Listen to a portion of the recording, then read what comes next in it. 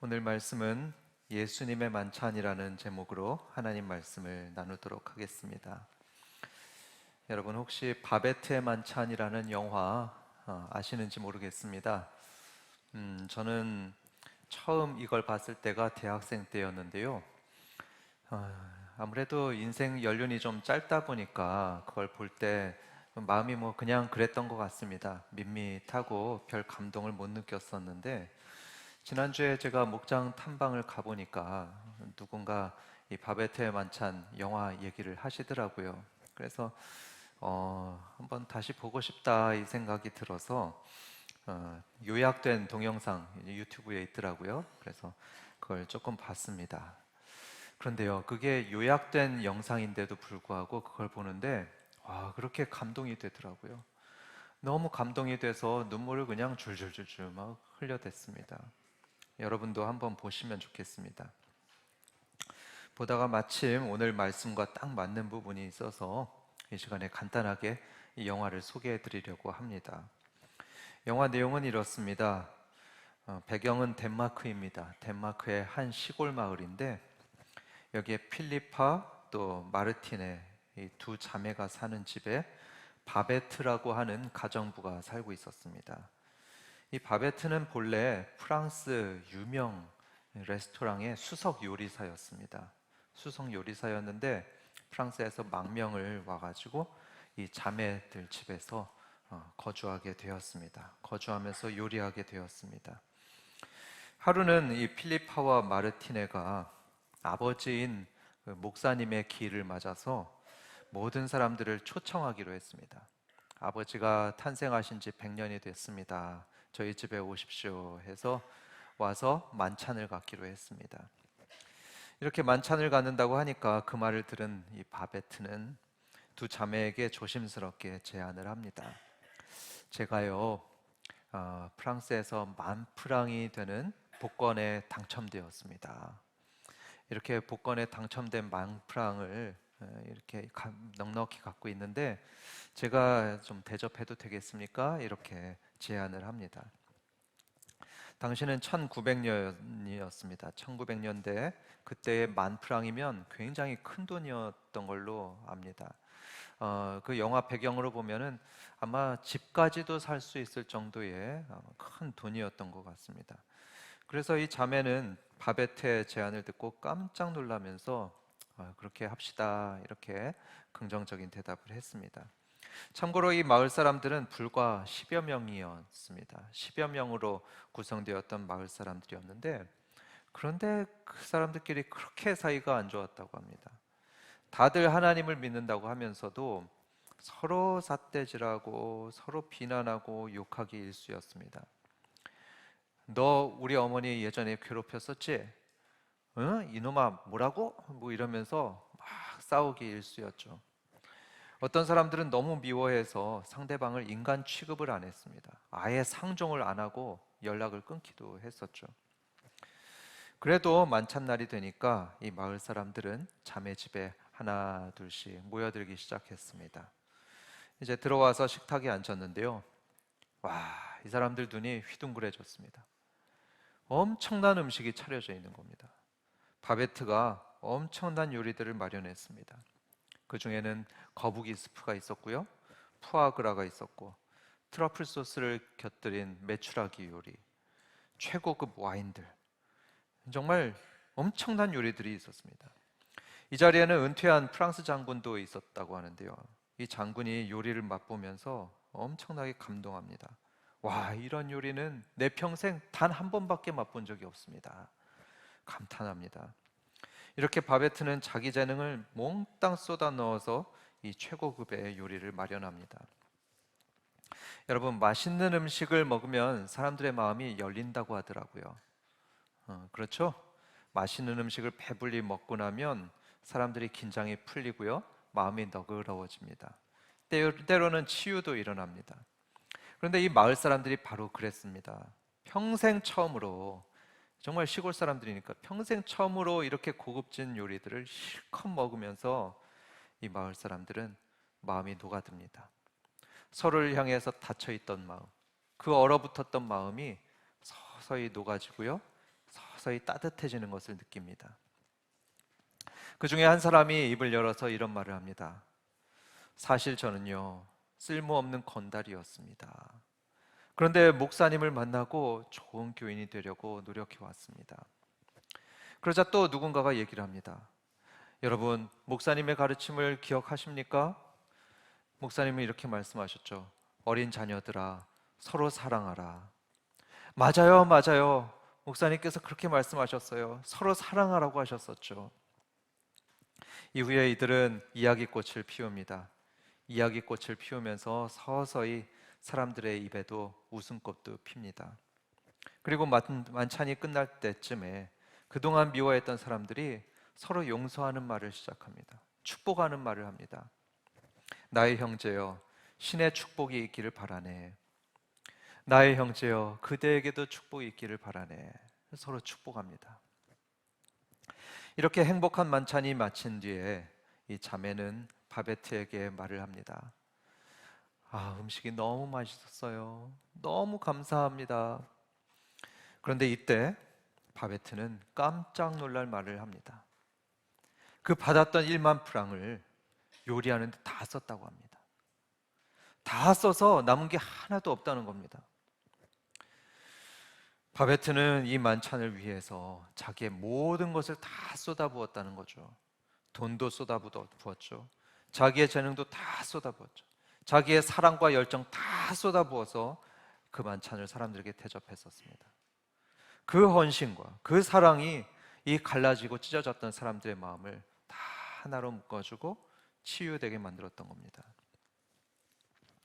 이 영화의 원작가는 이자크 디네센이라고 합니다. 이자크 디네센은 키에르케고르라는 그 당시 최고의 신학자에게서 영향을 받았던 크리스찬이었습니다. 크리스찬으로서 이 디네센이 이 소설 바베트의 만찬을 통해서 말해주고 싶었던 게 있었는데요. 그게 뭐냐면 하나님도 이렇게 우리에게 만찬을 베푸시는 분이다. 이걸 가르쳐주고 싶었습니다. 하나님도 우리에게 이렇게 따뜻하고 풍성한 만찬을 베풀어 주시는 분이다. 이걸 말해주고 싶었던 거죠. 그런데 이 얘기를 본격적으로 하기 전에 먼저 우리 인간에 관한 인간의 상태에 대한 성경의 가르침을 먼저 말씀드리겠습니다.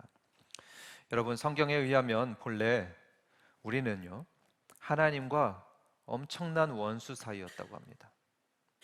예수님을 만나서 죄 용서 받기 전에 우리 인간의 상태는 하나님과 원수되었던 사이, 그냥 조금 소원한 사이가 아니고 아주 원수되었던 사이라고 합니다. 왜냐하면 우리가 하나님께 계속해서 반역했기 때문입니다. 우리는 우리를 창조한 하나님의 말씀에 너무나 많이 불순종했고요. 하나님이 아닌 우리 자신이 왕이 되려고 했고, 하나님께 영광을 돌려드리기보다는 우리 스스로에게 영광을 돌리기에 바빴던 그런 반역자여 죄인이었습니다. 하나님은 그걸 죄라고 말씀하셨죠. 하나님을 하나님으로 섬기지 않고 그분의 말씀을 따라서 살지 않는 모든 불순종들, 그게 하나님께 큰 죄고 반역이다 했습니다. 로마서는 그래서 말씀하기를 우리 모두가 그런 큰 죄를 지은 죄인이요 또 반역자다, 하나님의 원수다, 이렇게 로마서는 말씀합니다. 그런데 우리의 문제는 그뿐만이 아닙니다. 그뿐만이 아니고요, 서로에게도 우리는 죄를 짓는 존재다, 이렇게 성경은 말합니다. 어떻게 서로에게 죄를 짓죠? 서로 늘 미워하고요, 그냥 만나면 지지고 볶고 싸웁니다. 짐승들이 그렇게 살더라고요. 침팬지들 사는 다큐멘터리를 보니까요, 같은 동족인데 동족들은 때립니다. 때리고 심지어는 잡아먹어요. 잡아먹기까지 하는 모습을 봅니다. 그런데 이런 짐승들 마냥 하나님의 형상으로 지어진 인간이 서로 미워하는 겁니다. 서로 괴롭히고 서로 죽이는 일이 벌어집니다. 그러니까 하나님과도 화목하지 못하고 사람들끼리도 화목하지 못한 그런 우리 인간은 외딴 섬 같은 존재가 되어버린 거죠. 죄인인 인간은 사는 것 자체가 불행인 그런 존재가 되어버렸습니다. 그런데 이런 우리를 하나님께서 불쌍히 여기셨다고 하죠. 하나님의 불쌍히 여기셔서 우리가 하나님과 화목하게 하고 또 사람들과 화목하게 하려고 하나님께서 먼저 나서셨는데, 나서서 하나님이 하신 일이 무엇이냐? 하신 일이 뭐냐면 이 바베트 만찬처럼 우리에게 만찬을 베풀어 주셨습니다. 사람들을 만찬의 자리로 초대해 주셨습니다. 성경에 보면 하나님께서 곳곳에서 사람들을 만찬의 자리로 초대하시고 만찬을 베푸셨던 걸 보게 되는데요. 성경에 그 여러 가지 나오는 중에 대표적인 것으로 구약에 나오는 화목제사에 대해서 말씀드리도록 하겠습니다. 지금 화목제사라고 말씀을 드렸는데 이것은 단순한 제사가 아닙니다. 그냥 단순한 제사가 아니고 이건 하나님이 마련하신 만찬이었습니다. 하나님의 만찬이었어요. 왜 그럴까요? 왜 화목제사가 만찬이 되는지 그것에 대해서 이제 설명해 드리겠습니다. 구약에서 하나님께서는 이스라엘에게 명하셨죠. 명하시기를 만약에 누가 죄를 짓는다면 뭐 살인죄든지 도적질이든지 거짓말이든지 무슨 죄를 짓는다면 소나 양을 잡으라고 했습니다. 그런 짐승들을 잡아서 하나님께 드림으로 죄 용서를 받으라고 했습니다. 그래서 죄인들은 소와 양을 잡아서 각을 떴습니다. 각을 뜬다는 거 아마 생소하실 수 있겠는데 이 짐승들의 머리를 자르고 가슴을 자르고 다리 자르고 이렇게 다 잘라서 내장을 불태우는 거, 이것을 이제 각을 떠서 제사 지내는 겁니다. 이렇게 그 짐승의 내장을 불태워 올려 보냄으로써 사람들은 하나님께 향기로운 제물을 드립니다. 하나님께 향기로운 제물이 되게 하고, 그러면 하나님께서는 그 제물을 사람들의 죄값으로 받으십니다. 죄를 대신하는 것으로 받으시고 그걸 드린 사람들의 죄를 다 용서해 주십니다. 어떤 죄든지 다 용서해 주셨습니다. 이렇게 사람들의 죄를 하나님이 용서하시는 걸로 이 의식이 끝나느냐? 아닙니다. 끝나질 않습니다. 그걸로 끝나는 게 아니고 제사 후에 또 하는 게 있는 게 뭐냐면은 아까 남은 부위가 있겠죠? 이제 내장들은 다 태워서 불태워서 하나님께 드렸는데 남은 부위들, 소나 양의 그 나머지 부위들을 사람들이 나눠 먹게 합니다. 남은 다리, 가슴 이런 살코기 부위들을 구워 먹든 쪄 먹든 어쨌든 사람들이 그걸 가지고 맛있게 나눠 먹도록 하셨습니다. 한마디로 만찬이 열리는 것입니다. 화목제사라는 그 예배 후에 사람들 간에 만찬이 열리는 것입니다. 그 고기 만찬을 나눠 먹으면서 사람들은 너무나 행복했을 겁니다. 이 시간에 그들은 하나님으로부터 자기 죄를 다 용서받았습니다. 용서받아서 하나님과 관계가 풀렸죠. 그리고 이웃하고도 그 귀한 소고기, 그 귀한 양고기를 풍성하게 나눠 먹으면서 즐겁게 교제하는 시간을 가졌죠. 이렇게 하나님께서 베푸신 만찬을 대하면서 이스라엘은 하나님과의 관계가 풀리고 또 사람들과의 관계도 회복되고 더 친밀해지는 그런 축복을 경험하고 또 구원을 경험했던 것입니다. 이런 하나님과 마찬가지로 하나님의 아들이신 예수님도 그렇게 만찬을 좋아하시고 만찬을 베푸셨던 분입니다. 성경 곳곳에 또 그게 나오는데요.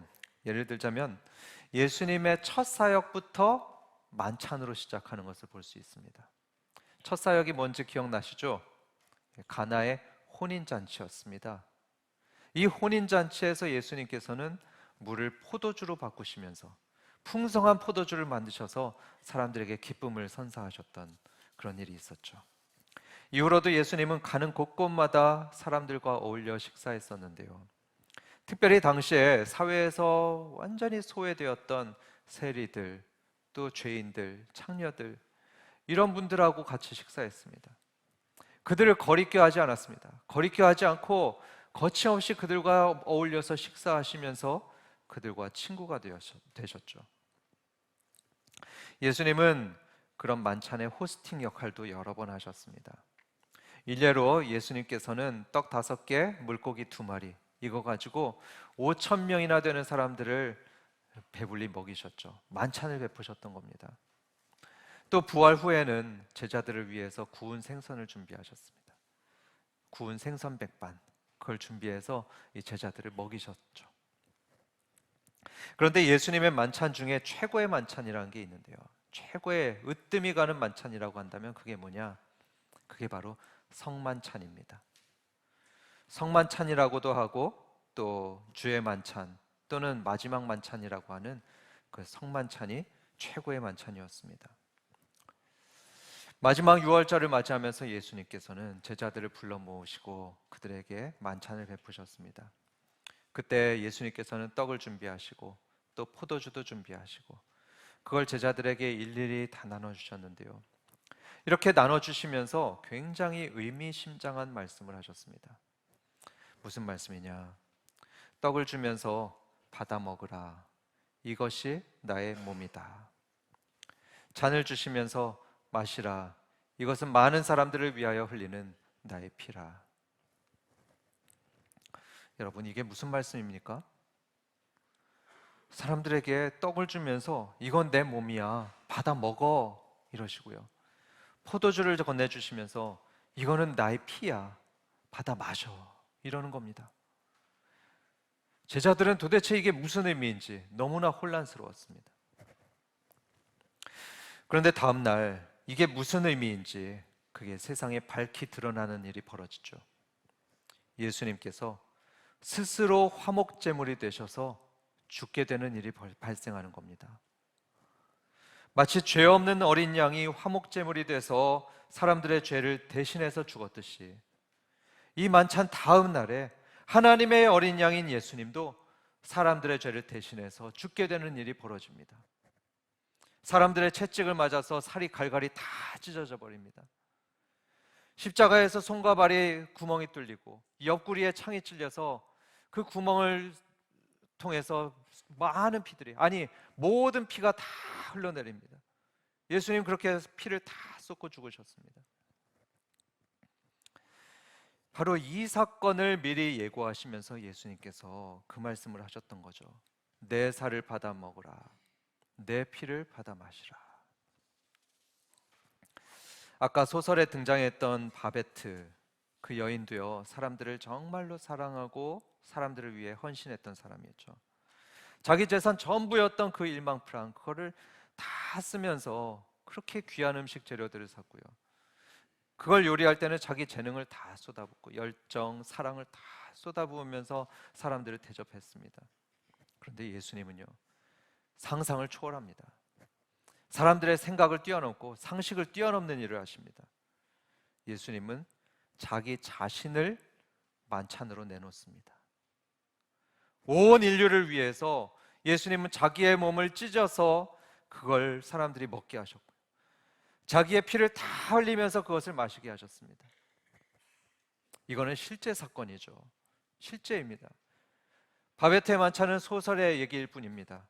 그런데 이것은 역사적으로 실제 일어났던 일입니다. 예수님은 우리 모든 사람들이 화목하게 하려고 자기의 몸을 바치고 자기의 영혼을 다 바치면서 희생제물로 죽으셨습니다. 요한복음 6장에서 말씀하기를 우리가 영생을 얻고 구원을 받기 위해서는 이 찢겨지고 흘려진 예수님의 몸, 이 예수님의 피를 먹고 마셔야 된다고 했습니다. 그렇기 때문에 우리는 이 성찬식을 하는 것입니다. 우리를 위해서 살이 찢기고 피 흘리신 예수님을 기념하면서 예수님의 살을 상징하는 그 떡을 먹고 예수님의 피를 상징하는 그 포도주를 마시는 것이죠. 끝으로 이 예수님의 만찬인 성찬에 참여할 때 우리가 누리게 되는 두 가지 은혜를 말씀드리겠습니다. 참고로 이 만찬에는 오직 세례받은 사람들만 참여할 수 있습니다. 세례받은 교인들만 참여할 수 있죠. 다시 말해서 예수님을 자신의 구원자로 고백한 교인들만 참여할 수 있는데요. 이들이 성찬에 참여할 때 어떤 은혜를 누리냐 했을 때 첫 번째, 예수님과 하나가 되는 은혜를 누립니다. 예수님과 하나가 되는 은혜를 이 성찬식에서 누리게 됩니다. 16절의 말씀을 볼까요?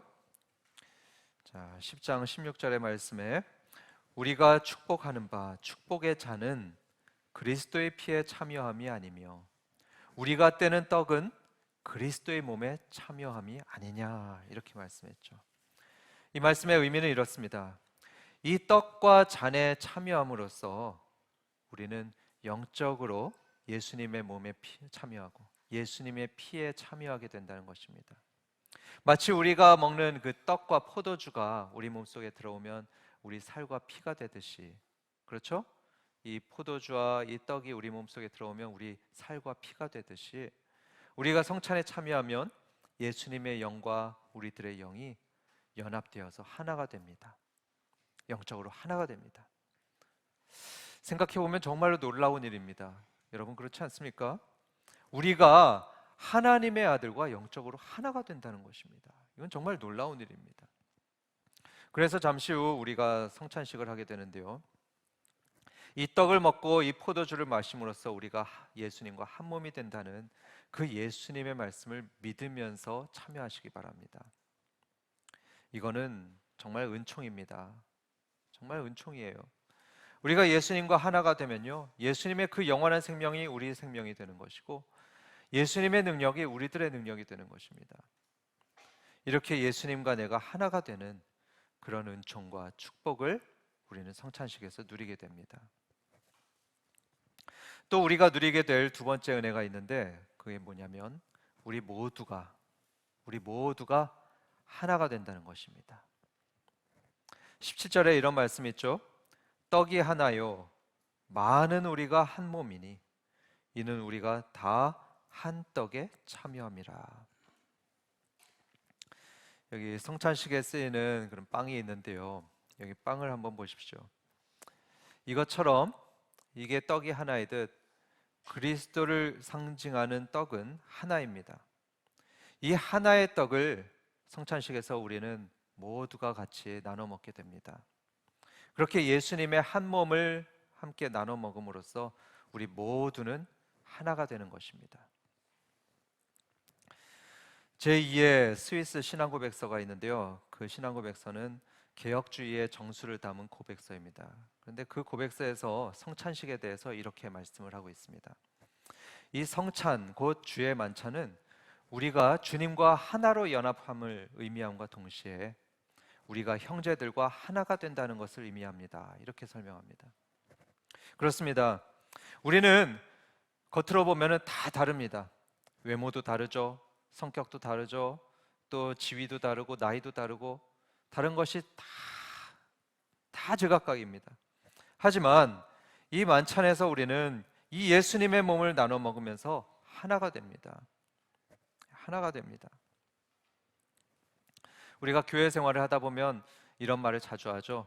가족 같은 관계다. 우리는 가족과 같다. 이런 말을 자주 합니다. 그런데요, 예수님의 말씀은요, 한 가족이 되는 정도가 아닙니다. 한 가족이 되는 정도를 뛰어넘어서 성찬에 참여하는 우리가 한 몸이 된다고 합니다.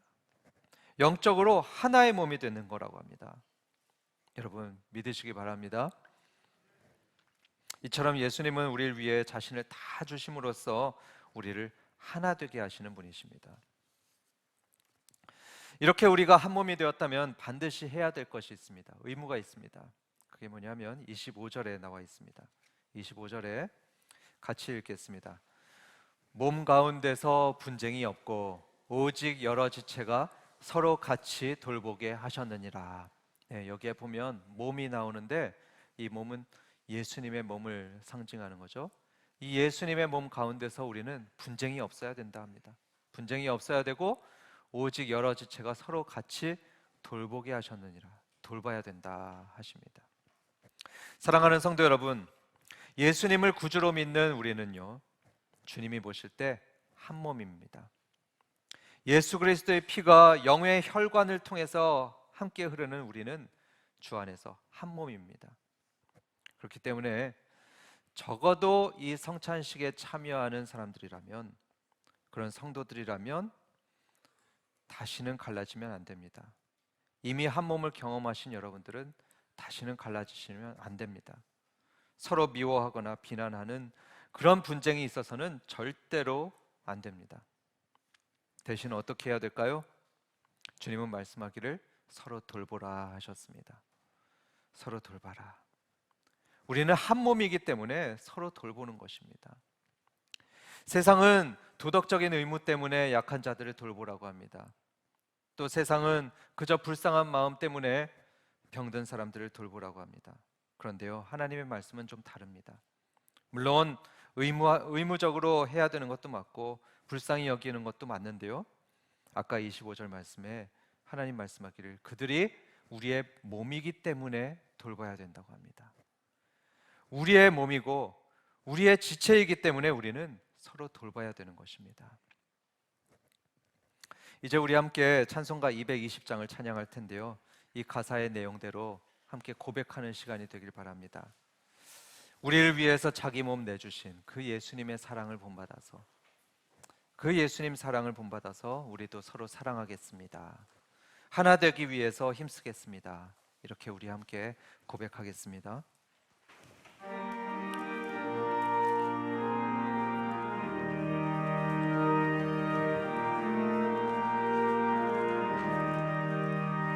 사랑하는 주님 앞에 형제자매 한자리에 크신 은혜 생각하며 즐거운 찬송 부르네. 내 주 예수 오늘마다 모든 사람 내 몸같이 반란근심 위로하고 진심으로 사랑하세. 사랑하는 주님 앞에 온갖 충성 다 바쳐서 괴로우나 즐거우나 주님만 힘써 섬기네. 우리 주님 거룩한 손 제자들의 발을 씻어 남 섬기는 종의 도를 몸소 행해 보이셨네. 사랑하는 주님 예수 같은 주로 섬기나니 한 피바다 한 몸이루 형제여 친구들이여 한 몸같이 친밀하고 마음으로 하나 되어 우리 주님 크신 뜻을 지성으로 준행하세. 우리 함께 말씀을 생각하고 또 지금 방금 찬양으로 고백한 대로 함께 합심해서 기도하겠습니다. 혹시 마음에 아직 우리 교우들에 대해서 또는 이웃에 대해서 불편한 마음이 있거나 또 풀리지 않는 마음이 있거나 어쩌면 서로 피하는 관계가 있다면 이 시간에 성찬식을 대하기 전에 하나님께 고백하고 또 도움을 구하시기 바랍니다. 하나님, 저의 옹졸한 마음을 용서하여 주시옵소서. 저희들의 얼어붙은 관계가 서로 사랑하며 돌보는 관계로 변하도록 하여 주옵소서. 서로 용서하고 용납하도록 도와주시옵소서. 기도하시고 또 감사하는 시간도 갖겠습니다. 우리를 위해서 자기 몸을 바치심으로써 이렇게 좋은 믿음의 공동체를 우리에게 허락하신 주님께 감사하는 시간 갖겠습니다.